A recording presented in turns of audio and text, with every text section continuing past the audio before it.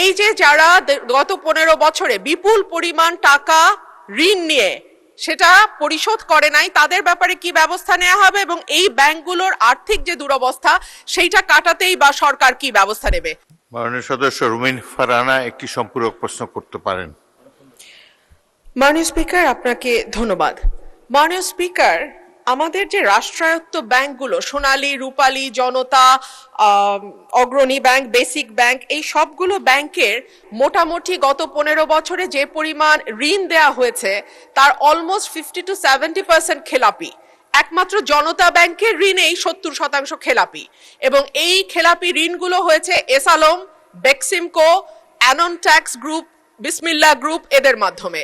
আমি মাননীয় মন্ত্রীর কাছে প্রশ্ন রাখছি, এই যে যারা গত 15 বছরে বিপুল পরিমাণ টাকা ঋণ নিয়ে সেটা পরিশোধ করে নাই তাদের ব্যাপারে কি ব্যবস্থা নেওয়া হবে এবং এই ব্যাংকগুলোর আর্থিক যে দুরবস্থা সেইটা কাটাতেই বা সরকার কি ব্যবস্থা নেবে? ধন্যবাদ মাননীয় স্পিকার। মাননীয় মন্ত্রী।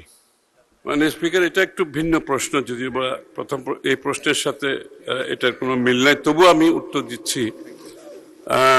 সেটা আমি তো বহুবার সংসদে বলেছি কি ব্যবস্থা নেওয়া হচ্ছে, কয়েকদিন আগেও বলেছি এবং সকলের বিরুদ্ধে ব্যবস্থা ইতিমধ্যে অনেকগুলো মামলা হয়েছে, তদন্ত চলছে এবং অনেকের প্রপার্টি ইতিমধ্যে ক্রয় করার প্রক্রিয়া চলছে।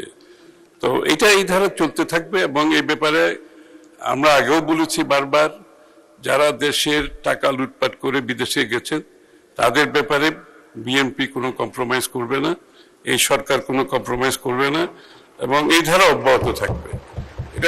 এটা তো বহুবার তথ্য দিয়েছে আমি সংসদে, কি কি ব্যবস্থা নিয়েছি সেই তথ্য, বিস্তারিত তথ্য দিয়েছি এই সংসদে এবং সুতরাং এই ধারা অব্যাহত থাকবে।